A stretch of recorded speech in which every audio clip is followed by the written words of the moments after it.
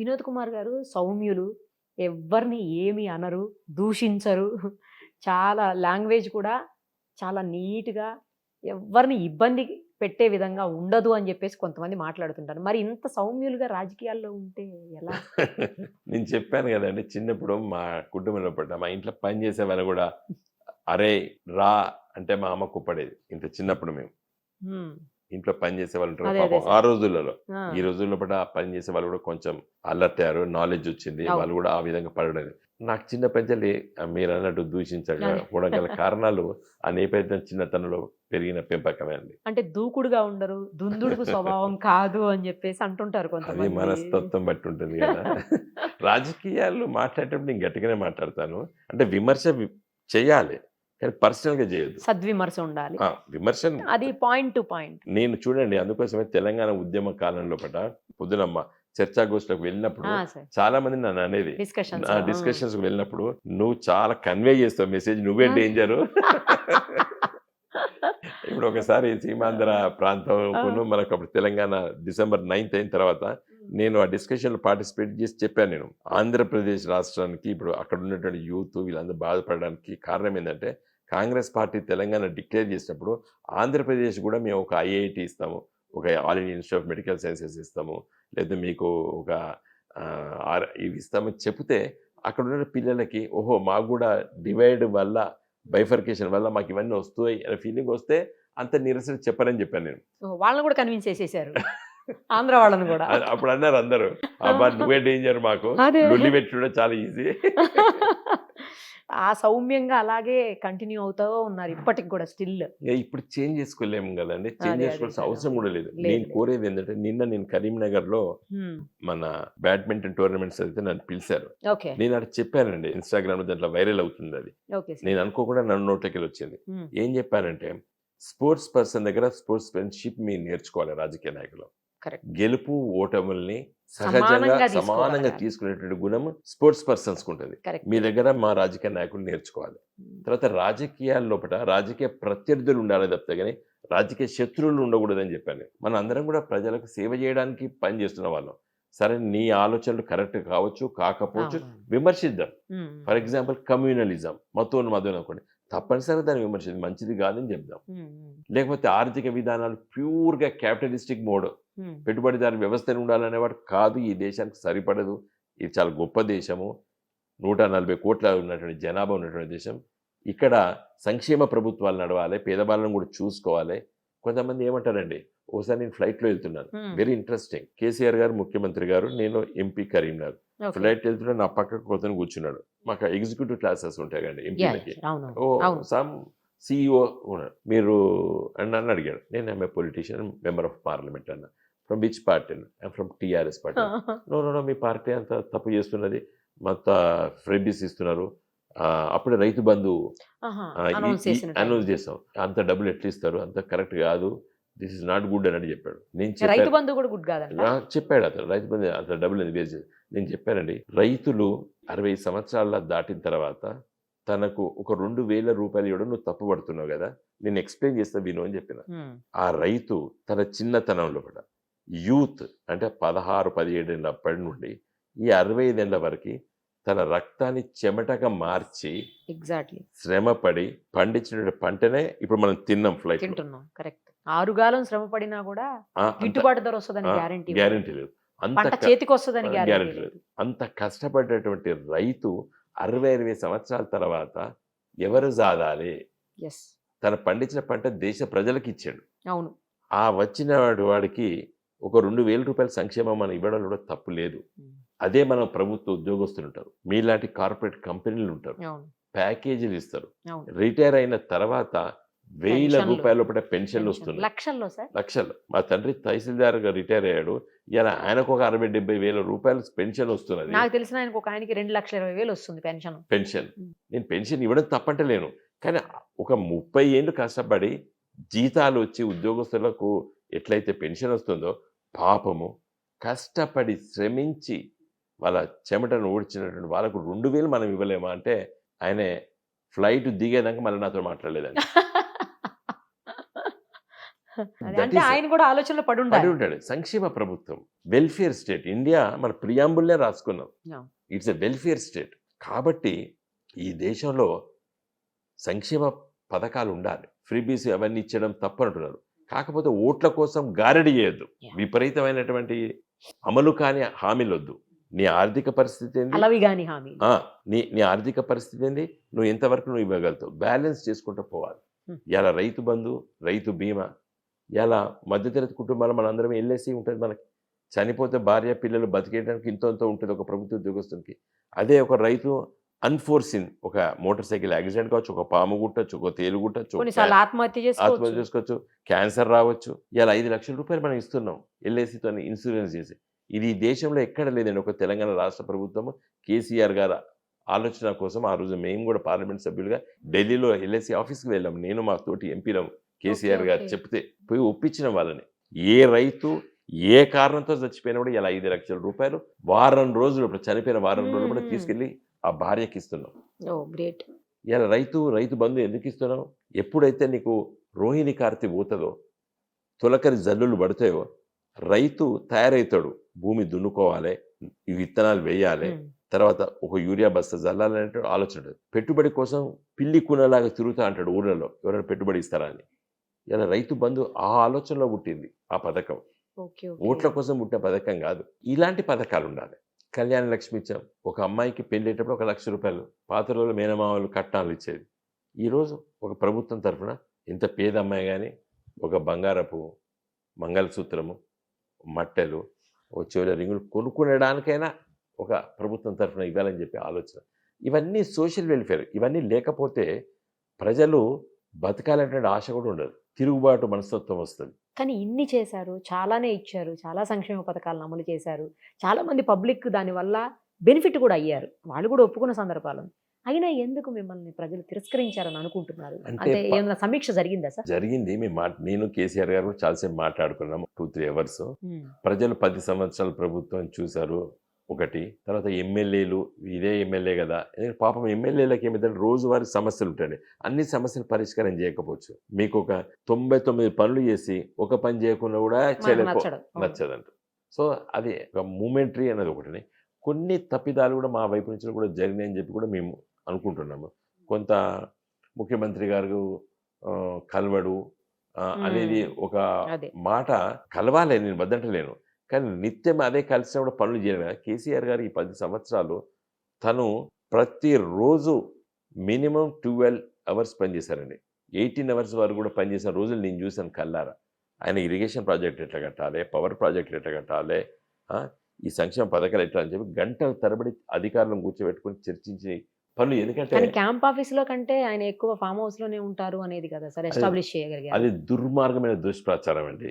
నాకు తెలుసు కదండి, వారు ఎక్కడున్నా కూడా పోయిండు అని చెప్పి దుర్మార్గంగా దుష్ప్రచారం చేశారు ఫామ్ హౌస్లోనే. అది కరెక్ట్ కాదు. ఎక్కువ సమయము తన అధికారులతోని ఈ కొత్త రాష్ట్రం వచ్చింది, ఈ కొత్త రాష్ట్రాన్ని ఏ విధంగా పునర్నిర్మించాలనేటువంటి సమయం ఎక్కువ కేటాయించారు. అందుకోసమే మీకు 4-5 విషయాలు చెప్తానండి.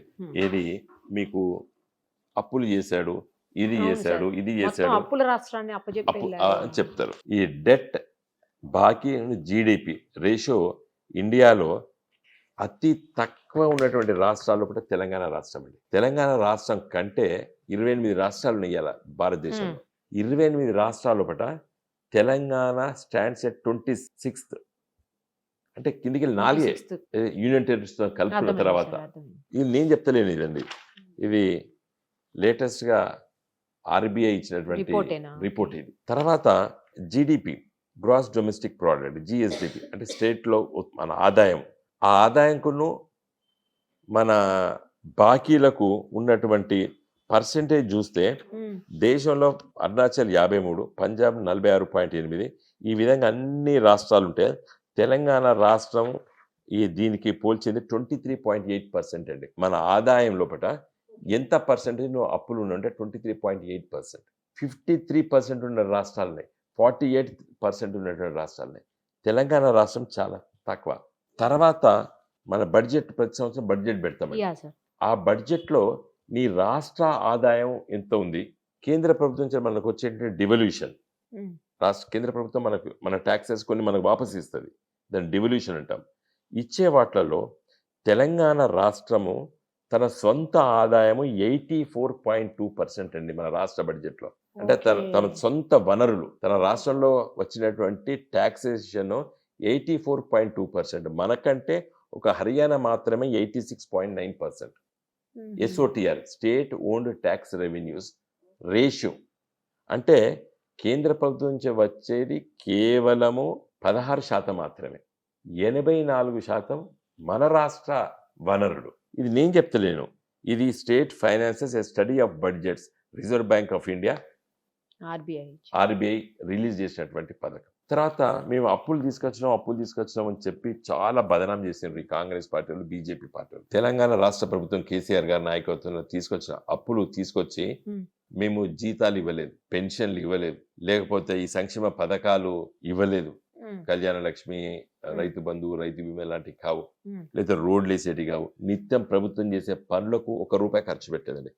మేము అప్పు తీసుకొచ్చిన కేవలం 4 మీద అప్పులు తీసుకొచ్చి పెట్టాం. ఒకటి గోదావరి నదిపై కట్టినటువంటి కాళేశ్వరం ప్రాజెక్టు, ఓకే. కృష్ణా నది పైన కట్టినటువంటి పాలమూరు ఎత్తిపోతల ప్రాజెక్టు, ఓకే. మన ఖమ్మం జిల్లాలో గోదావరి చివరిలో ఉన్నటువంటి సీతమ్మ లాంటి ప్రాజెక్టులకి. తర్వాత మిషన్ భగీరథ. హ్మ్. హ్మ్. హ్మ్. మిషన్ భగీరథ అంటే ప్రతి గ్రామానికి ఇవాళ మంచినీటి సౌకర్యం. ప్రతి ఇంటికి. అది వర్షపు నీళ్లు, నదులలో ఉన్నటువంటి నీళ్ళని శుద్ధి చేసి ఇవ్వాలి. భూమిలో ఇనికినటువంటి నీళ్లు తాగకూడదు. ప్రపంచంలో ఎక్కడ తాగరు భూమిలో ఇనికిన నీళ్లు. ఒక మన దురదృష్టవశాత్తు ఆసియా ఖండంలోనే తాగుతాం మనం. అవి ఎందుకంటే భూమిలో ఇనికిన తర్వాత మినరల్స్తోని కలిసిపోయిన తర్వాత అవి తాగితే కీళ్ళ నొప్పులు, హార్ట్ డిసీజెస్ రావడానికి కారణం అదే అని చెప్పి వరల్డ్ హెల్త్ ఆర్గనైజేషన్ చెప్పింది. కాబట్టి గోదావరి నది, కృష్ణా నదిలో ఉన్నటువంటి నీళ్ళని శుద్ధి చేసి మనం ఇవ్వాలని చెప్పి 1,25,000 కిలోమీటర్ల పైప్ లైన్లు వేస్తాం. భూమి చుట్టూ 4 సార్లు ప్రదక్షిణ చేస్తే ఎంత దూరం ఉంటుందో అంత దూరం ఇవాళ తెలంగాణ లోపల గ్రామాల లోపల పైప్ లైన్లు వేస్తాం. ఇవాళ దీనికి అప్పు తీసుకొచ్చి పెట్టినాం. ఇలా కరెంటు ఉత్పత్తి కేంద్రాలు తెలంగాణ వచ్చినప్పుడు 7,778 మెగావాట్ల ఉత్పత్తి కేంద్రాలండి. మన ఓకే. తెలంగాణ రాష్ట్రం ఏర్పడినప్పుడు ఆంధ్రప్రదేశ్ నుంచి విడిపోయి ఒక రాష్ట్రంగా ఏర్పడ్డప్పుడు ఇలా 26,000 మెగావాట్ల ఉత్పత్తి కేంద్రాలు కడుతున్నాము. కట్టిన దాంట్లో కూడా 19,800 కిలో మెగావాట్లు ఇవాళ మనము కరెంటు ఉత్పత్తి చేస్తున్నాం. ఇంకొక 6,000 మెగావాట్లు వచ్చే 2 సంవత్సరాలు కూడా కంప్లీట్ అయిపోతుంది. ఓకే. వచ్చే 20 సంవత్సరాల వరకు కరెంటు డోకా ఉండదు తెలంగాణలో. హుహు. తర్వాత ఉత్పత్తి కేంద్రాలే కాదండి, తెలంగాణ వచ్చినప్పుడు 400 కేవీ సబ్స్టేషన్లు తెలంగాణ వచ్చినప్పుడు 6 ఉండే. హ్మ్. ఇవాళ 25 కట్టుకున్నామండి. తర్వాత 220 కేవీ సబ్స్టేషన్స్ 51 ఉంటే ఇవాళ 103 కట్టుకున్నాం. 132 కేవీ సబ్స్టేషన్స్ 176 ఉంటే ఇలా 250 కట్టుకున్నాం. 33 కేవీ సబ్స్టేషన్స్ 2,138 ఉండే 2014లో ఇలా 3,200 చేసాం. అంటే గ్రామాలలో ఉంటాయండి. 2 గ్రామాలకి 3 గ్రామాలకి ఒక సబ్స్టేషన్ ఉంటుంది. వాటిని 33 కేవీ సబ్స్టేషన్స్ అంటారు. అవి దాదాపు తెలంగాణ వచ్చిన తర్వాత 1000 కొత్త కట్టినామండి. ఈ ఆస్తులు నిర్మించబడ్డాయా, నిర్మించలేదండి? మరి ఇవాళ ప్రతి 2 గ్రామాలకు ఒక 33 కేవీ సబ్స్టేషన్ వచ్చింది. అందుకోసమే గ్రామాల్లో కూడా కరెంటు పోతలేదు ఇవాళ. ఓహోహో! తర్వాత 11,607 కిలోమీటర్లు హై టెన్షన్ లైన్స్ ఉండండి. పెద్ద పెద్ద ఉంటాయి అవును చూసారా? సార్. అవునవును. But high tension yeah! Lines yeah! అంటారు. టెన్షన్. 11,607 ఉండేనండి 2014లో. ఇవాళ 1,83,000 కిలోమీటర్ల హై టెన్షన్ లైన్లు కట్టామండి. ఇది కాదంటారా? రేవంత్ రెడ్డి గారు కానీ, బండి సంజయ్ గారు కానీ, కిషన్ రెడ్డి గారు కానీ ఇవి ఎట్లా కట్టాం? డెఫినెట్గా పవర్ ఫైనాన్స్ కార్పొరేషన్ నుండి, రూరల్ ఎలక్ట్రిఫికేషన్ కార్పొరేషన్ నుండి అప్పు తీసుకొచ్చి కట్టినాం ఇవి. ఓకే. ఇవాళ మీ ఎలక్ట్రిసిటీ మంత్రి, మీ ఫైనాన్స్ మంత్రి, మీ ఫైనాన్స్ సెక్రటరీ, మీ చీఫ్ సెక్రటరీ గారిని అడగండి ఇది తప్పని. ఇవాళ యాదాద్రి పవర్ ప్రాజెక్ట్ కడుతున్నాం, మన భద్రాద్రి పవర్ ప్రాజెక్ట్ కడుతున్నాం. ఇవి దాదాపు 1-2 ఇయర్స్ లోపల ఇంకొక 6,000 మెగావాట్లు. సోలార్ పవర్ జనరేషన్ అండి 6,106 మెగావాట్లు తయారవుతుంది. దేశంలో నెంబర్ 1. ఎందుకంటే మన సోలార్ పవర్ సోలార్ జనరేషన్‌లో. పవర్ మనది ఒక మంచి ట్రాపికల్ ఏరియా, మీకు తెలుసు కదా. యాహ్! యాహ్! మనకు 3 కాలాలు మంచిగుంటాయి. మీరు ఉత్తర భారతదేశం పోండి, 6 నెలలు ఎండ ఉంటుంది, 6 నెలలు చలి ఉంటుంది. అవును. కానీ తెలంగాణ, మన ఆంధ్రప్రదేశ్, మహారాష్ట్ర, కర్ణాటక ఒక మంచి ట్రాపికల్ ఏరియాలు ఉంటాయి మనం. కాబట్టి ఇలా 6,106 మెగావాట్ల సోలార్ ఎనర్జీ చీపెస్ట్ పవర్. అంటే ఇట్లా ఆలోచించినామండి మేము. తర్వాత educational institutions, roads and buildings కొత్త జిల్లాలు ఏర్పాటు చేసినాం. ఆ జిల్లాలను కూడా కుదిస్తారని అంటున్నారు సార్ మరి. కుదించలేడండి రేవంత్ రెడ్డి గారు. అవునా? ఎలాగా ములుగు జిల్లా ఉన్నది. హ్మ్. ములుగు జిల్లా తీసేస్తా అంటే అక్కడ ఉన్నటువంటి మంత్రి ఓహో! సీతక్క గారు ఒప్పుకుంటారా?